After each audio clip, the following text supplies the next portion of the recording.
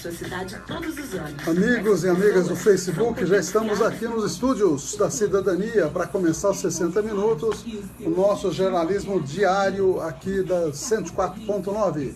Contamos com a sua audiência, contamos aí com o seu compartilhamento no Facebook. A gente agradece aí a preferência e estaremos mostrando as notícias do dia aqui da cidade, do Brasil e do mundo, daqui a pouquinho na Cidadania 104.9, tá ok? Daqui a pouquinho temos os apoiadores culturais aí e daqui a pouquinho estaremos transmitindo ao vivo. Enquanto isso, a gente aguarda que os amigos comecem a acessar a página. Vamos até... Enquanto os nossos apoiadores culturais estão mandando a sua mensagem, tá aí, ó, o som já está por aí, né? Nós vamos aí acessando os diferentes blogs para que a gente possa realmente dar a boa notícia, a notícia necessária, aquela que faz diferença no seu dia a dia. 14 anos a Rádio Cidadania está no ar, né? E a gente tem esse projeto desde 1995, quando nós começamos a fazer o projeto de rádio comunitária junto com Cláudio Albuquerque e uma série de outras pessoas. Eu acho que tivemos mais de 60 colaboradores aqui na rádio e mantemos ainda um número elevado de colaboradores, sempre voluntários e fazendo a rádio, ou melhor, o rádio como a gente gostaria que fosse. Fugindo um pouquinho do padrão das rádios comerciais, mas fazendo aí o que a gente gosta e priorizando a música popular brasileira, a informação correta, a música internacional de qualidade também, né? E dessa maneira a gente pode ter o prazer de estar 14 anos juntamente com vocês todos, né? Isso que é importante. Temos muitos colaboradores, temos também muitos ouvintes, muitos amigos que sempre estão aí no dia a dia acompanhando o nosso trabalho. Tá ok? Deixa eu compartilhar aqui a nossa página nas demais páginas para que realmente a gente possa ampliar aí a nossa participação, tá ok? Daqui a pouquinho o som dos 60 minutos já estará no ar e a gente começa a apresentar o jornal. Obrigado a Nilza dos Santos, que já acessou, sempre está com a gente, e a gente agradece aí a participação de todos aqueles que estão online acompanhando o nosso dia a dia jornalístico, entre outras funções. A gente também é radialista amador. Estamos ainda nos apoiadores culturais. Daqui a pouquinho a gente fala direto com vocês aí. Temos 4 pessoas no online nesse momento. A gente agradece a todas aí. Pode compartilhar se desejarem. Se assim o desejarem, pode compartilhar. E isso para nós é muito importante. 13 horas e... Confirma a hora para mim, Titonelli. 13h12 aí ou não? Que horas são aí? 13h12? Não, tá bom. Tá certinho o relógio. Hoje discretamente atrasados, mas daqui a pouquinho a gente já começa a falar as notícias aí. Agora vamos ao prefixo dos 60 minutos. Daqui a pouquinho. Agora sim, vamos lá. Vamos ao som. 60 minutos. 60 minutos. A informação, a utilidade pública, o compromisso com a verdade e com a comunidade. Jornalismo levado a sério. 60 minutos. Está no ar. 60 minutos. 60 minutos. Apresentação: Ernesto Albuquerque.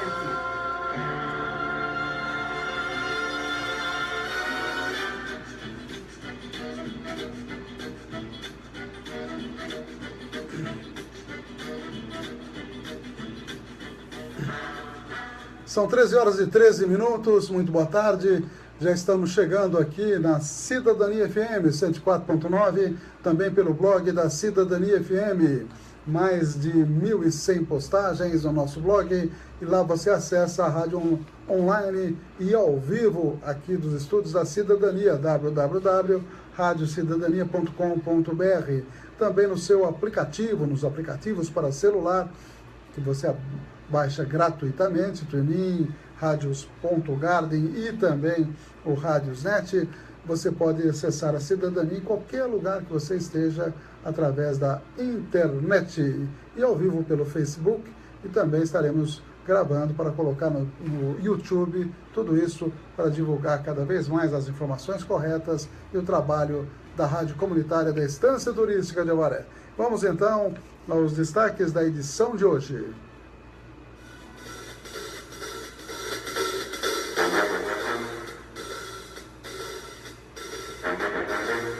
Estaremos falando com os amigos apoiadores, mais amigos apoiando a Cidadania FM. Também estaremos divulgando a lista de aniversariantes de hoje, tanto do Facebook quanto da nossa agenda da cidadania. Estaremos mostrando as notícias aqui da cidade. Prisão domiciliar de Joseli Silvestre pode ser prorrogada, diz aí o blog do Marcelinho Avaré Urgente. Também estaremos mostrando aí que tem farol encrencado na cidade. O farol ali da Lineu Prestes com a Jango Pires está paradinho, está no amarelo. E amarelo não pode ser, tem que ter as 3 cores, né? Também estaremos mostrando as notícias nacionais. Falaremos de presídios, de penitenciária, de inflação. Também estaremos falando de áreas alagadas lá no Rio Grande do Sul. E o História Hoje mostrando a lei do título de eleitor. Sabe quanto tempo faz? Bem mais de 170 anos, na época do Império. Estaremos contando um pouquinho dessa história. Também falaremos sobre a vacinação contra a febre amarela. Teve um caso de febre amarela na região de Ribeirão Preto, preocupando as autoridades sanitárias. Também estaremos mostrando demais informações, a previsão do clima aqui para a Estância Turística de Avaré. A partir de agora, 60 minutos, 14 anos no ar, apoiadores culturais. Cidadania FM, 60 minutos. Clínica de Vacinação, Largo São Benedito, 103. Fone 3732-2486. 3732-2486. Cidadania FM, 60 minutos. Farmakit, Rede Multidrogas, a maior rede do interior paulista. Em Avaré, na Rua Minas Gerais, 601. Fone 3732-4089. 3732-4089. Notícias com credibilidade. Jornal 60 Minutos, com Ernesto Albuquerque. 13 horas e 16 minutos, também conosco o NT Chaveiro. O Nelson voltou aí a apoiar a cidadania a partir de sexta-feira, já está apoiando. Ele fica na Avenida Paranapanema 267, no bairro do Brás. Tem telefones fixos e celular. Celular a qualquer hora. Chama o Nelson precisando de chaveiro. NT Chaveiros, 99761-1501 ou 3732-1779. E ele disse para que eu enfatizasse que ele tem chave codificada para auto. Tá dado o recado aí. Precisou de chaveiro? Liga para o Nelson lá. E vamos também dizer que temos aqui documentos perdidos. O do senhor Daniel, aliás, Dorival, né? Dorival Augusto do Couto, perdeu todos os documentos. Informações, a Rua Professor Azurara, número 40, ou aqui na Cidadania FM. Repetindo, Dorival Augusto do Couto, cujo telefone, não deixou o telefone, né, Titonelli? Rua Professor Azurara, 40, mas o telefone aqui da rádio, 3732-8676. Obrigado ao Cláudio, que já acessou nossa página, a Nilza, seu Neno, Oswaldo Gregório, também o Mário Gonçalves, cerimonialista, e deu a dica aí de que dia é hoje. Daqui a pouco que a gente fala, tá ok? A Kátia e o Guilherme fazem aniversário hoje, a Ângela Bertolo, também a Lilian Cristina José, Isabel Cristina dos Santos, Edivaldo Helena Ferreira, a Mari Lima, também o José Antônio Campos Leite, Carlos Henrique Justo, também o Nelson Garcia de Campos, aniversariando hoje, a Mariana Lopes de Medeiros e o Danilo Aguilar Ferreira faz aniversário hoje. Parabéns aí aos amigos do Face que aniversariam nessa data. E vamos dar uma olhadinha também nos amigos aqui da cidadania. Dr. Paulo Roberto Paulucci, que é anestesista, aniversaria hoje. Parabéns aos colegas. O Dr. Rolf Linde, na mesma data, aí que beleza. 2 colegas aniversariando hoje. A Margarete de Paula Correia, a Estela Lanatovitz Fusco, Simone e Clóvis Kazunori e a Matsuka, aniversário de casamento. E Ana Cleide Boschetto faz aniversário, ela trabalha ou trabalhava no Drades, não sei se já aposentou a Ana Cleide, deve ter aposentado já, acredito eu, né? O Vinícius Falsarelli não faz aniversário, mas já acessou a nossa página também. Obrigado ao Vinícius Falsarelli, que sempre está acompanhando o trabalho aqui da Cidadania FM. Dando uma olhadinha nas últimas postagens da nossa página do Face, eu vi uma frase, viu, Tonelli? Não sei se você concorda com essa frase, que uma twitteira, né, uma moça aí que coloca matérias no Twitter, eu achei muito interessante, viu? Porque tá uma história, inclusive o Major Olímpio publicou algumas frases, a meu ver, infelizes. Ele é deputado federal. Sabe o que ele publicou? Estimulando as chacinas nos presídios e dizendo que tomara que Bangu faça o seu papel e aumente o número de presos mortos. Olha que absurdo. Quer dizer, um deputado federal, da Polícia Militar, pode ter a sua cabeça voltada, enfim, para essa questão da repressão, né? Mas não tem sentido um deputado federal escrever o que ele escreveu. Inclusive, um deputado, Paulo Pimenta, disse que vai processar, porque isso é incitar, isso é cometer crime, você incitar em plena rede social a matança, né? E essa frase vem bem de encontro a essa questão. E eu concordei plenamente com ela. Ser contra chacinas, barbáries, ver pessoas sendo degoladas, não é defender bandido. Se defendesse bandido, disse essa moça que escreveu, eu pegaria panelas, vestiria uma camisa da CBF e iria para a Avenida Paulista com uma faixa escrito: somos milhões de cunhas. Aí ela estaria defendendo o bandido. E tem razão, assina embaixo, tá? Porque realmente um deputado federal escreveu que o Major Olímpio, e eu tive na ocasião, hoje eu digo desprazer, né? Porque na época eu achei que ele tinha outra cabeça, e até quando ele veio na FSP, foi eu, Barreto, o Ditinho, fomos lá conversar com ele, pedir até recurso para a cidade, que é o papel do vereador, né? Nós fizemos pedido, mas não chegou nada também, ele prometeu, não deu nada, e eu não sabia que ele tinha essa cabeça. Hoje, se ele viesse a Varela, eu iria falar com ele, sabendo que ele tem esse pensamento absurdo, né? O preso está lá cumprindo a sua condenação, é dever do Estado cuidar adequadamente do preso, e essa coisa, ninguém está defendendo que essa questão do direitos humanos só para bandido, de jeito nenhum. Quer dizer, se ele está preso, está sob custódia do Estado. O Estado tem a obrigação de dar o devido atendimento à pessoa que está fora de liberdade. E não, como o próprio secretário de Juventude do PMDB, que foi indicado pelo Michel Temer, que caiu esses dias atrás, porque falou a mesma besteira, que estava torcendo para ter mais chacina, para morrer mais gente.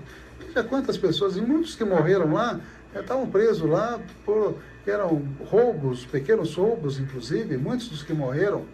Quer dizer, então, tem sentido isso? Não tem. Não dá para a gente ficar calado e não abordar um assunto dessa gravidade, que, aliás, é um assunto que está dominando todas as manchetes. Inclusive, o Jornal Estado de São Paulo, que está aqui, após novo ataque do PCC, 4 estados terão ajuda federal.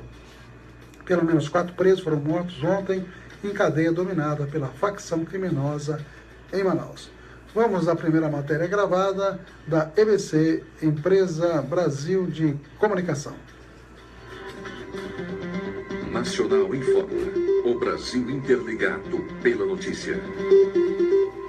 IPCS registra alta e fica em 0,50% na primeira semana do ano. IML identifica e libera corpos de presos mortos em Roraima. Nacional informa. Um serviço do radiojornalismo da EBC, Empresa Brasil de Comunicação. O índice de preços ao consumidor semanal apresentou variação de 0,50% na primeira semana do ano, com alta de 0,17 ponto percentual em relação à semana anterior. Os dados foram divulgados hoje pela Fundação Getúlio Vargas.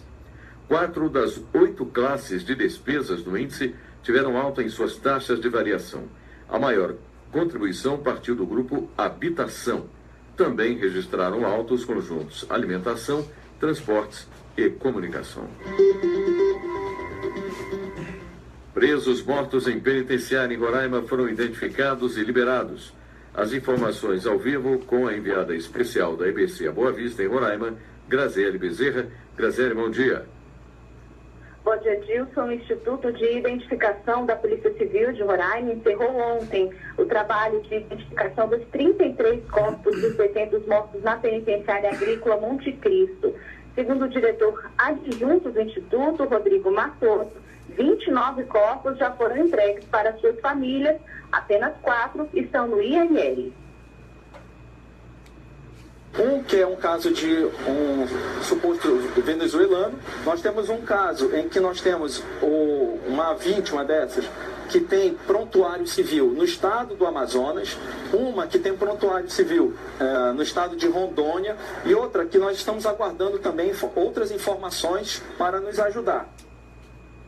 Roraima vive uma crise no sistema carcerário após a morte desses detentos da Monte Cristo, na zona rural de Boa Vista. Com capacidade para 750 presos, a unidade abriga mais de 1.400. O governo de Roraima vai protocolar hoje o pedido de ajuda da Força Nacional de Segurança para garantir a ordem pública, principalmente aqui na capital Boa Vista. O ministro da Justiça, Alexandre de Moraes, já garantiu o envio do efetivo para o estado nos próximos dias. Ao vivo de Boa Vista, Roraima, Graziele Bezerra. A Secretaria de Segurança Pública do Rio de Janeiro criou um grupo que reúne diferentes órgãos para produzir análises sobre a violência no estado. O Grupo Integrado de Operações de Segurança Pública poderá assinar convênios com órgãos da União e de outros estados e funcionará no prédio do Centro Integrado de Comando e Controle. A ação é para financiar ações preventivas de repressão. Edição Paulo de Castro, apresentação Dilson Santa Fé, trabalhos técnicos Rafael Tomás. Nacional informa, o Brasil interligado pela notícia. Uma produção EBC, Empresa Brasil de Comunicação. Distribuição Rádio Agência Nacional. Cidadania FM, 60 minutos. Clínica de Vacinação, Largo São Benedito, 103. Fone 3732-2486. 3732-2486. Cidadania FM, 60 minutos. Farmakit, Rede Multidrogas, a maior rede do interior paulista. Em Avaré, na Rua Minas Gerais, 601. Fone 3732-4089. 3732-4089. Você está ouvindo 60 minutos. Jornalismo com credibilidade. 13h27, também conosco, NT Chaveiro, 3732-1779, 99761-1501, 24 horas. Sou de Chaveiro, fale com o Nelson da NT, Avenida Paranapanema, 267. Queria agradecer também a Multiflora, Marisa, que gentilmente nos atendeu de manhã, será a mais nova apoiadora aqui da Cidadania. Também estive com o Manuel, da Estruturas MNC, também estará apoiando a Cidadania a partir de agora, já foi apoiador no passado, vai voltar a ser apoiador. Outro apoiador que eu queria destacar, Eliette Calçados, também estará de volta com a gente. E aí são os amigos, além do Ditinho da Farmácia e da NT, que nós já estamos divulgando, né? Também o Laboratório Ivan Garcia já está divulgando aqui, o Cicobi, que é o sistema de cooperativa lá da Unimed, da Unicred, na verdade, né? Então, um abraço a todos os amigos e certamente novos apoiadores estarão entrando na grade de apoiadores culturais da Cidadania. Isso é muito importante para podermos manter viva aí a chama da cidadania, né, Titonelli? A chama da cidadania não pode se apagar, né? Até 2024 temos a concessão da radiodifusão comunitária para a Estância Turística de Avaré. Quando eu digo nós, é a Associação Pro Cidadania Avareense, que é a entidade que mantém o nosso trabalho aqui. E o nosso trabalho é voluntário, como todo mundo sabe, né? A Márcia Teixeira Panchoni já mandou um abraço pra gente, obrigado, Márcia. A Ieda Maria Cruz Medária também, a Nilza dos Santos, o Mauro Gonçalves Pérez, cerimonialista lá de São Paulo, sempre prestigiando, desejando muita paz, saúde. Ontem foi o dia do FICO, é verdade, rapaz, você lembrou que foi o dia do FICO ontem? Diga ao povo que fico aqui na cidadania até 2024. Esse é o meu dia do FICO, ou mais, né, se possível, né? E também hoje é dia do astronauta. Tem muita criança que quer ser astronauta, tá aí. Hoje é seu dia, as crianças aí que querem ser astronauta, quem sabe, no futuro. E dizendo o Mauro Gonçalves que o calor tá demais lá na Supercap, lá em São Paulo. Um abraço para a Andy Liz, que já acordou, Andy Liz? Um abraço. Já está aí sintonizada com a gente. Um abração, tô brincando com a Andy Liz, que é a nossa colaboradora. A partir das 3 da tarde, ela faz o Show da Tarde, um bom programa aí, coloca a música mais agitadinha, né, Andy? Um abraço para você aí. Vamos então a mais informações, abrindo aqui a previsão do clima. Hoje, para variar, deve chover com um pouquinho de trovoada à tarde. Vamos confirmar aí. Pancadas de chuva à tarde, domínio de sol pela manhã, à tarde chove com trovoada. Não precisa nem ser meteorologista mais. O sol vai se pôr às 20 horas e 6 minutos. Eu vou corrigir aqui que o NPE nos pegou de calça curta. O horário que eles publicam aqui é o horário normal. Então, no horário brasileiro de verão, é 20 horas e 6 minutos. E 6h38, o nascer do sol. 31 graus de temperatura máxima de hoje e 21 a mínima. Para os próximos dias, teremos aí sempre uma possibilidade de chuva na parte da tarde, com alta percentual de possibilidade de chuva, 21 e 32 graus amanhã, 22 e 31 na quarta-feira. Tendência do clima aqui para a Estância Turística de Avaré. Abrindo Avaré Urgente para ver as notícias aqui da cidade. Prazo de prisão domiciliar de Joselir pode ser prorrogado, dizem os advogados. Há essa possibilidade. E chuva forte causa estragos em Avaré. Essa chuva aconteceu no final de semana, né, exatamente ontem, domingo. Diz que o muro de uma residência localizada lá no bairro Avaré 1 desabou após uma forte e rápida chuva, que atingiu o nosso município na tarde de domingo. No momento da queda do muro, ninguém estava em casa e, felizmente, não houve feridos. A chuva forte durou cerca de 15 minutos. De acordo com os bombeiros, devido à forte ventania, uma árvore também caiu em cima de um carro estacionado no Jardim Veracruz. A equipe retirou a árvore e ninguém se feriu. Ainda segundo a corporação, não houve alagamentos e outras ocorrências de gravidade, já que a chuva foi intensa, porém curta, mas já fez estragos aqui em nossa cidade. E também essa notícia que o prazo de prisão domiciliar de Joselir pode ser prorrogado. Ele, que está preso desde o dia 29 de fevereiro, submeteu aí a uma cirurgia de implantação de stents, uma cirurgia nas coronárias, e foi para casa por 30 dias. Advogados do ex-prefeito de Avaré, Joselir Silvestre, que conseguiu um habeas corpus para cumprir a prisão domiciliar de 30 dias, destaca que o período pode ser prorrogado por mais tempo, de acordo com seu estado de saúde. Segundo os dados do Tribunal de Justiça, a defesa de Joselir Silvestre teria alegado a necessidade de se recuperar de uma cirurgia cardíaca. Ele está em casa, na casa dele, desde o dia 5 último. Joselir Silvestre está preso desde fevereiro de 2016, dia 29, ano bissexto, no Centro de Ressocialização CR. Ele foi condenado em primeira instância pelo crime contra a administração pública e por dispensar licitações de maneira ilegal, segundo o Ministério Público. Tá aí. Esse é o quadro do ex-prefeito de Avaré, cumprindo condenação judicial, preso e agora em prisão domiciliar. Abrindo o Jornal do Goiê para dar uma olhadinha nas últimas notícias. Lembra do Baraca? O Tonelli conhece o Baraca, né? Filho da dona Edi, né? Que foi assessora do Tucão. O Baraca assina com o time do Toninho Cecílio. Tá aí. Qual é o time do Toninho Cecílio? Vamos dar uma olhadinha aqui. Quem acompanha muito bem isso é o Sabuguinho, né? Sabuguinho falando aí no Toninho Cecílio.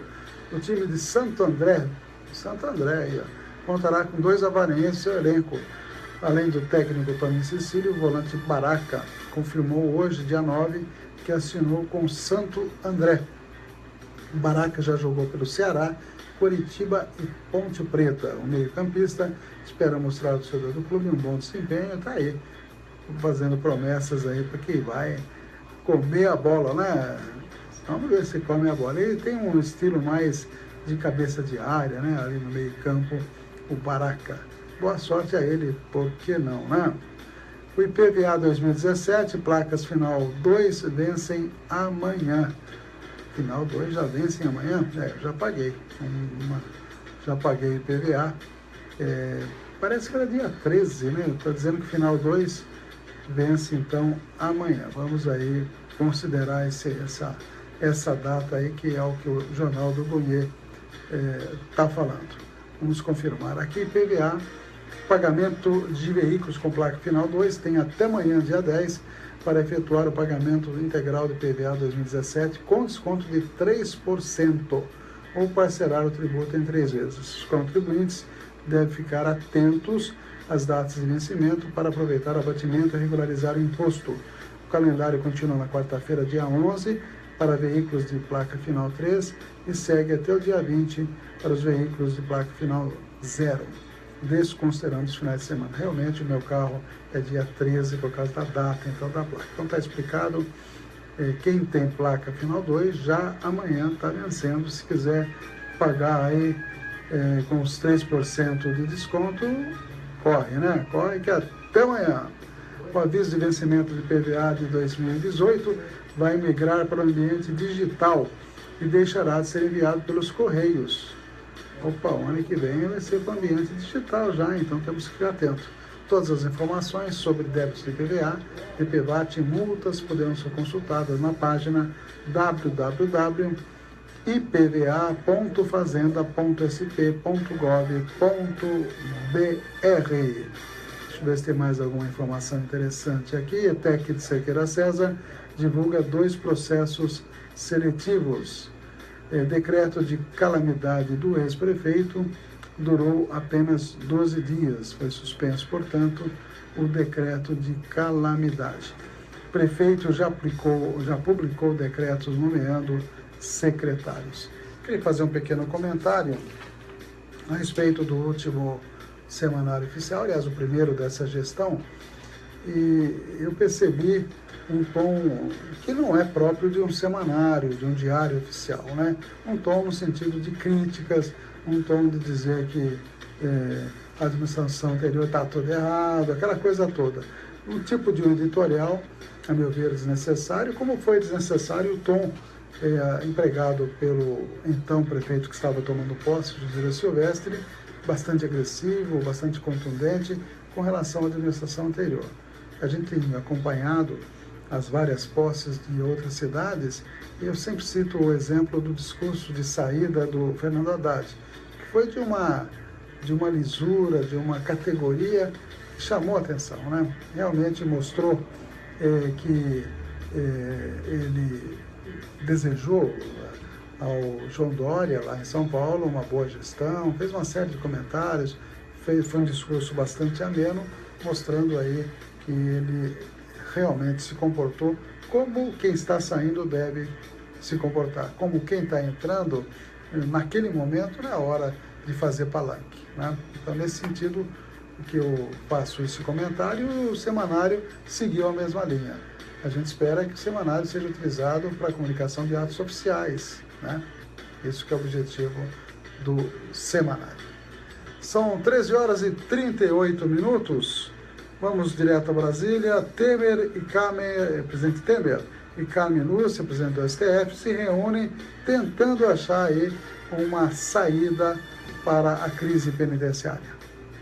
Michel Temer reuniu-se na manhã deste sábado com a presidente do STF, Supremo Tribunal Federal, ministra Carmen Lúcia, para discutir o Plano Nacional de Segurança e a crise penitenciária. O encontro, que começou pouco depois das 10 horas da manhã e terminou às 13 horas, ocorreu na residência da ministra, no Lago Sul, bairro Nobre de Brasília. Nem Temer nem Carmen Lúcia falaram com a imprensa após a reunião.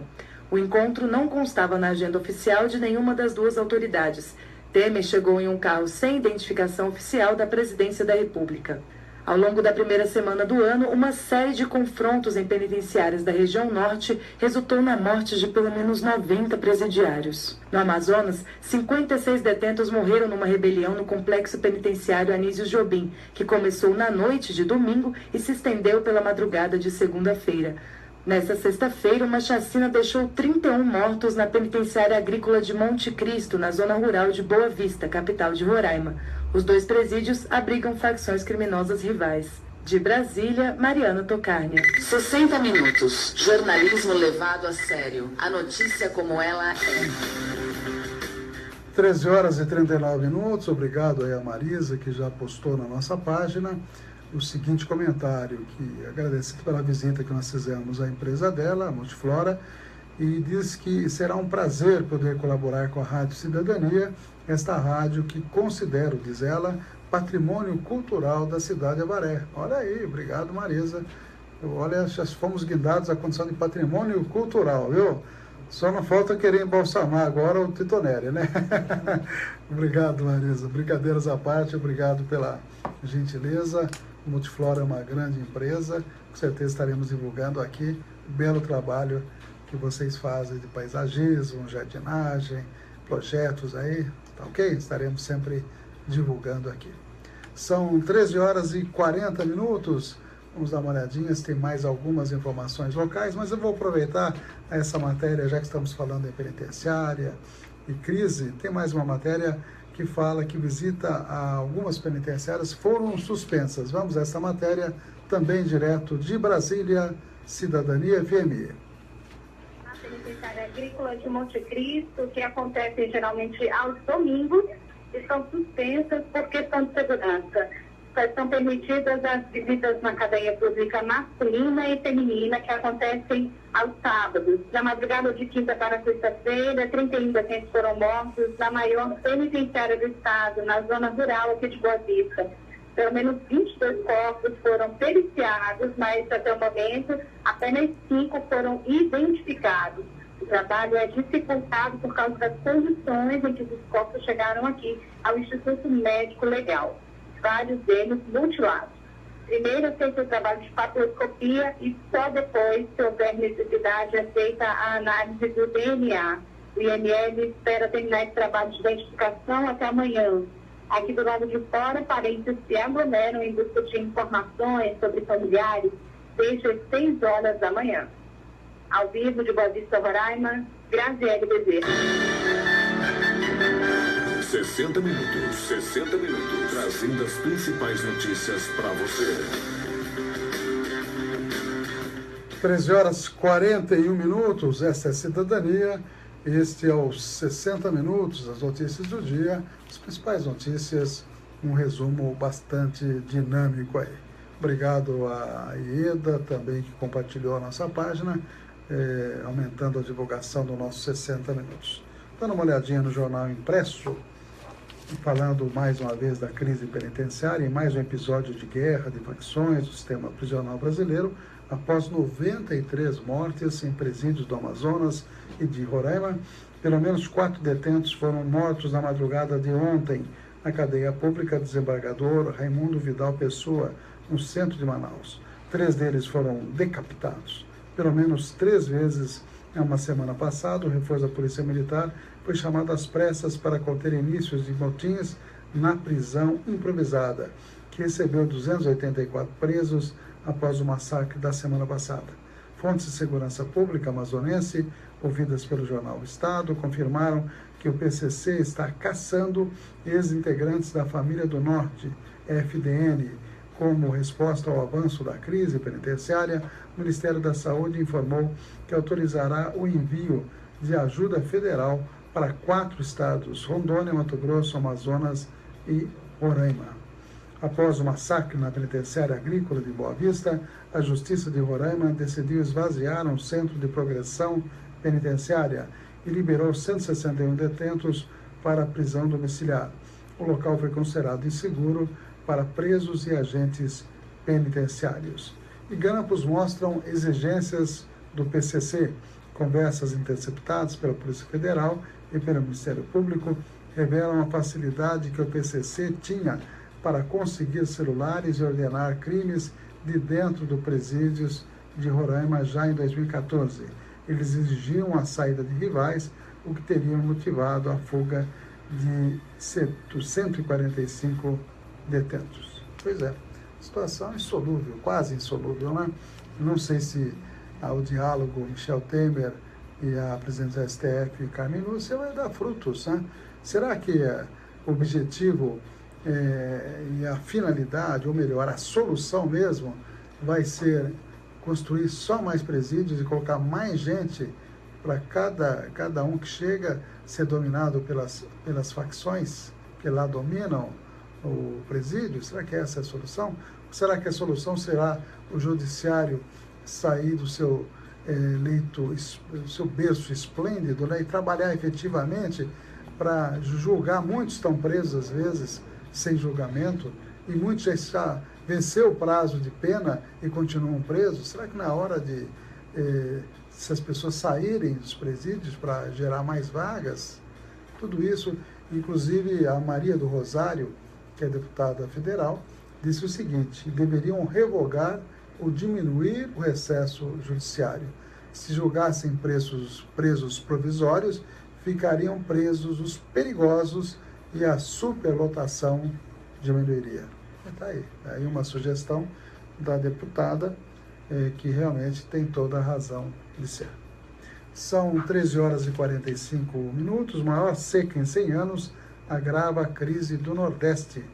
Há uma reportagem especial do Estadão mostrando que os reservatórios do Nordeste têm em média 16,3% da sua capacidade apenas. Além da seca, a região enfrenta os efeitos da recessão e começa a perder parte das conquistas dos últimos anos.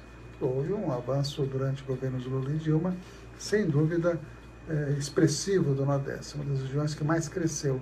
E agora, com essa seca, esses avanços podem ser comprometidos.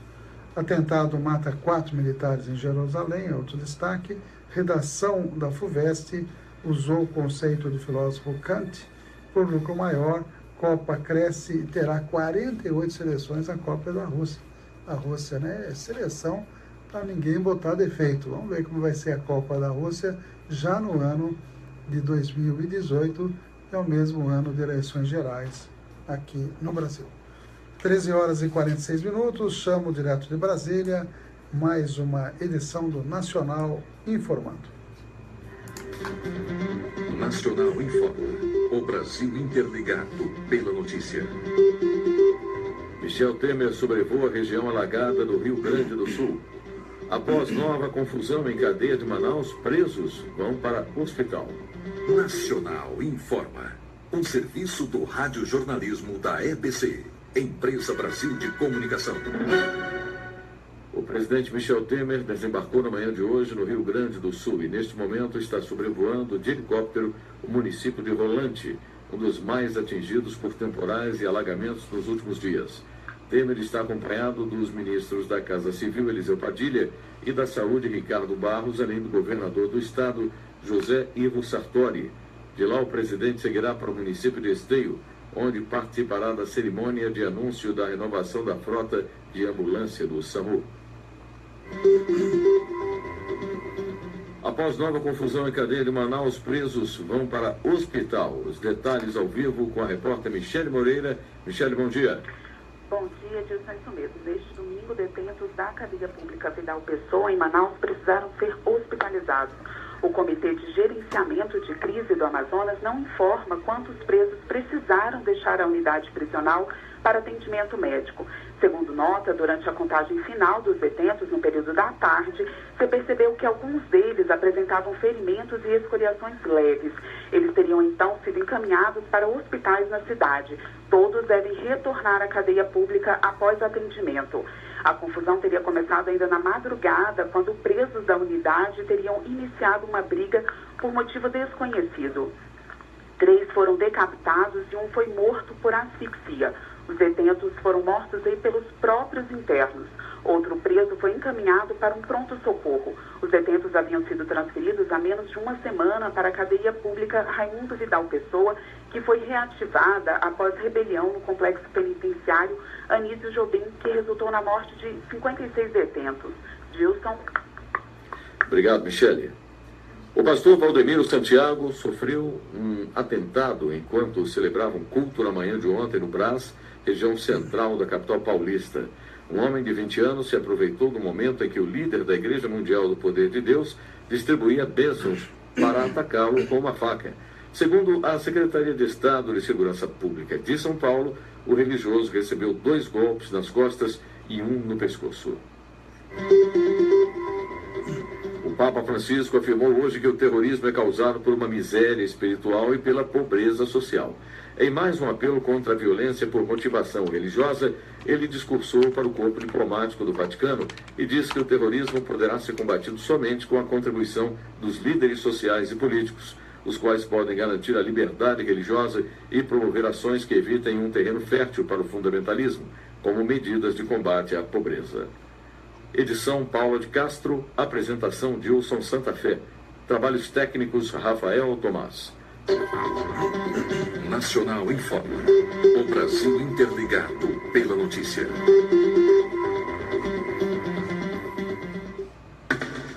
Uma produção EBC, Empresa Brasil de Comunicação. Distribuição Rádio Agência Nacional. Estamos apresentando 60 Minutos com Ernesto Albuquerque. 13h50. Obrigado a mais pessoas aí que acessaram nossa página, o Augusto Alves da Rocha Filho, o Fernando Nenê Silva, que agora está editando aí o Victoriano, né? Vamos dar uma olhadinha na primeira página do Victoriano daqui a pouquinho, viu, Nenê? Um abraço aí. Também, quem mais que acessou foi o Mauro Fagundes. Mauro Fagundes acessou e fez um comentário perfeitamente correto, dizendo que essa situação das penitenciárias é devido ao descaso dos últimos 30 anos. De fato, houve muito descaso. Lembrando que a maior parte das penitenciárias é responsável dos governos estaduais. Tem 5 ou 6, se não me engano, não mais que isso, penitenciárias federais, que, por sinal, todas elas construídas no governo Lula e Dilma, na verdade, e não há nenhuma rebelião nas penitenciárias federais. Essa do Amazonas, inclusive, não sei se o Roraima também seria assim, acredito que não, foram terceirizadas, foram privatizadas, mostrando que o modelo não é adequado, né? Então, precisa de mais investimentos, precisa de mais vagas, precisa ter um trabalho mais efetivo do judiciário, porque tem muita gente lá que poderia estar fora da penitenciária, a verdade é essa, e muitas vezes já cumpriu pena e continua preso. Mas, além disso, até presos com menor poder ofensivo, né? Chega lá, são catequizados aí pelas facções e acaba acontecendo essas tragédias. Então, tem muito para fazer, né? E a gente fica realmente preocupado qual vai ser o final dessa grande, imensa tragédia. Também quem sintonizou aí, entrou aqui na nossa página, o Samira Lima, o Nicolau Rodrigo, o Antônio Ferreira Silva, também estão aí conectados conosco. 13h52, temos ainda mais informações. Questão da febre amarela. A febre amarela teve um caso nas imediações de Ribeirão Preto e até a pessoa foi a óbito. Tem contato com macacos, são portadores do vírus da febre amarela, né? E dessa maneira, os mosquitinhos, que é o próprio Aedes aegypti e outros semelhantes aí, que picam o animal doente, picam a pessoa e dá a febre amarela, que é potencialmente fatal. Vamos então falar um pouquinho sobre a vacina da febre amarela. Vamos lá. A morte de um homem em Ribeirão Preto por febre amarela no último dia 26 levou o Ministério da Saúde a reforçar a orientação para que pessoas que moram em áreas de risco ou que forem viajar para estes locais tomem a vacina contra a doença. Quase todos os estados brasileiros têm áreas endêmicas deste vírus, que é transmitido por mosquitos silvestres. Entre julho de 2014 e dezembro de 2016, foram notificados 783 casos de febre amarela, mas apenas 14 foram confirmados. Normalmente, a febre amarela tem maior número de casos entre dezembro e maio, em regiões silvestres, rurais ou de mata. Segundo o Ministério da Saúde, a vacina é altamente eficaz e segura para o uso a partir dos 9 meses de idade em situações de rotina ou a partir dos 6 meses de idade em casos de surto da doença. Basta procurar um posto de saúde em qualquer parte do país. O alerta vai apenas para quem tem problemas de imunidade. Nesse caso, a administração da vacina deve ser condicionada à avaliação médica individual. Pessoas com histórico de reação anafilática relacionada a substâncias presentes na vacina, como ovo de galinha e seus derivados, gelatina e outros produtos que contêm proteína animal bovina, assim como pacientes com histórico pregresso de doenças do timo, também devem buscar a orientação de um profissional de saúde. Os sintomas iniciais da febre amarela são febre, calafrios, dor de cabeça, dores nas costas, dores no corpo em geral, náuseas, vômitos, fadiga e fraqueza. Em casos graves, a pessoa pode ter febre alta, coloração amarela na pele e no branco dos olhos e hemorragia. Cerca de 20% a 50% das pessoas desenvolvem a forma mais grave da doença, podendo morrer. Da Agência Brasil de Brasília, Aline Leal. Notícias com credibilidade. Jornal 60 Minutos, com Ernesto Albuquerque.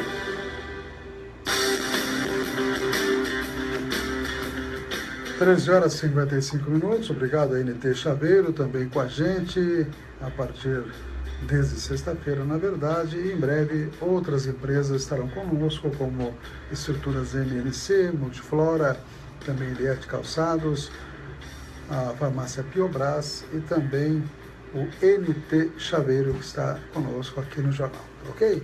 13h55. Nós temos ainda algumas notícias mais e nós vamos mostrar esta que fala exatamente que o Brasil, uma boa notícia pelo menos, né? O Brasil pode ser autossuficiente na produção de trigo.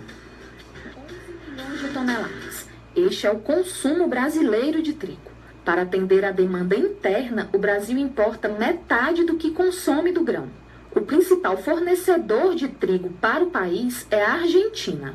Mas um estudo da Embrapa aponta que o Brasil tem capacidade de se tornar autossuficiente em trigo. Para isso, não seria necessário sequer aumentar a área produtiva. Bastava, por exemplo, plantar trigo no inverno, onde no verão se produz soja e milho.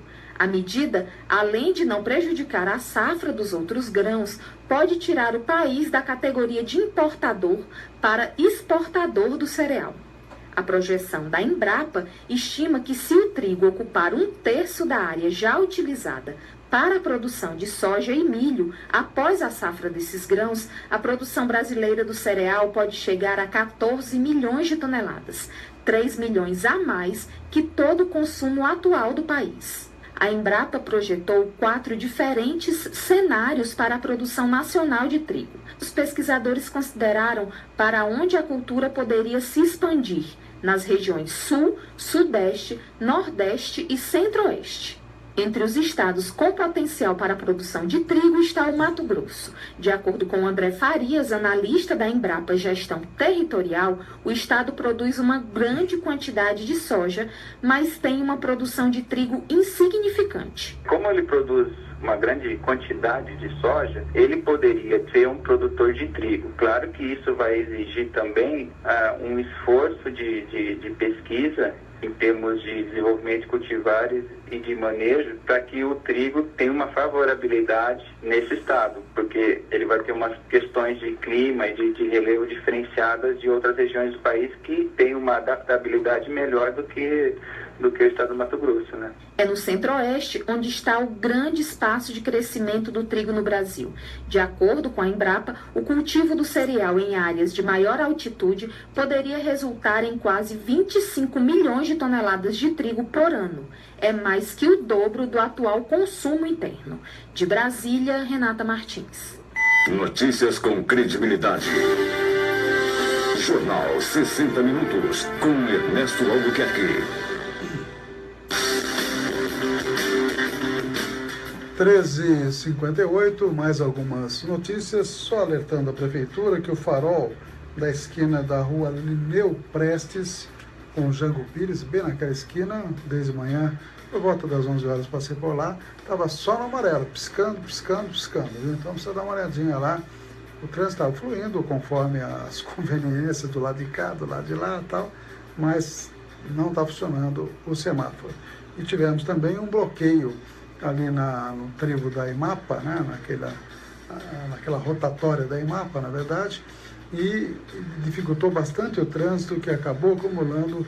O trânsito já deve ter resolvido, isso era por volta de 11h10, e o trevo do Bizunga ficou bastante congestionado, em razão do trabalho que está sendo feito ali na entrada da cidade. São 13h59, após a morte de 99 detentos, Michel Temer disse que é necessário construir mais prisões. 20 detentos são transferidos para presídios no interior do Amazonas. Empresa que administra prisões é ligado a grupo que deve 200 milhões de reais. É uma barbaridade, né? Rio de Janeiro monitora a aproximação do PCC, afirma secretário. Polícia está em alerta para para contato da facção com favelas da cidade. PCC indica ida ao exterior, diz um procurador. Previdência Social só está no azul em 60 municípios. O resto está tudo no vermelho, inclusive Avaré. Desequilíbrio nas contas das cidades afeta tanto áreas urbanas como rurais. Ajuda financeira da Odebrecht a executivos relatores está em risco. A empresa havia garantido segurança jurídica para os senhores relatores, mas parece que a coisa está ruindo. Tarifa mais cara pune quem mora longe e essa tarifa mais cara é perversa, diz analista. Uma medida aí tomada pelo governador Alckmin e também pelo atual prefeito Dória, que está punindo os mais pobres, aqueles que usam mais o serviço público de transporte. Apesar de liminar, reajuste está ainda em vigor. Executivo da Volkswagen, ligado ao escândalo de poluentes, é detido. É a segunda prisão desse caso. E a atriz Meryl Streep fez um discurso crítico contra Donald Trump no Globo de Ouro, na entrega do Globo de Ouro. Sabe o que Trump falou? Olha como o Trump é gente fina, Tonelli. Trump chamou Meryl Streep de amante de Hillary Clinton. Esse é o nível do presidente norte-americano. Palco da morte de 33 detentos. Presídio em Roraima abriga presos em barraco feito com tampas de marmitex. Veja só a situação calamitosa.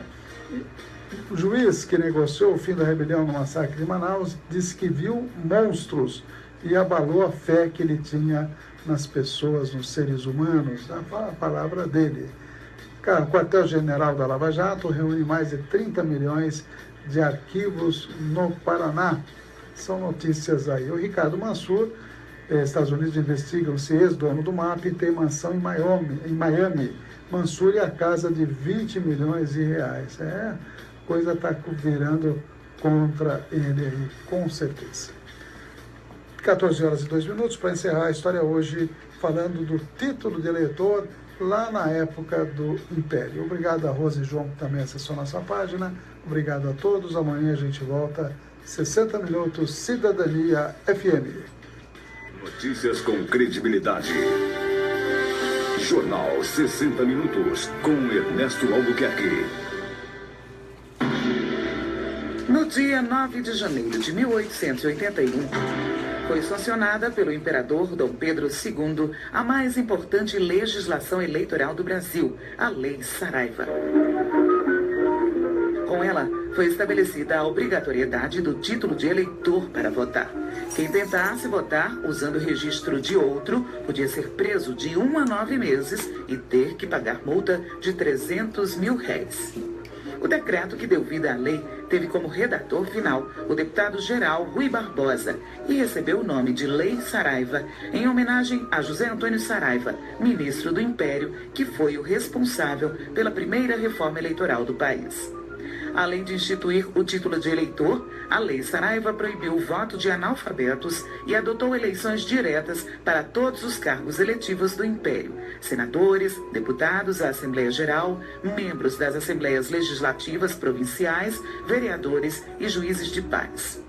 Os imigrantes de outras nações, em particular a elite de comerciantes e pequenos industriais, e os que não fossem católicos, religião oficial do Império, passaram a ter direito à candidatura.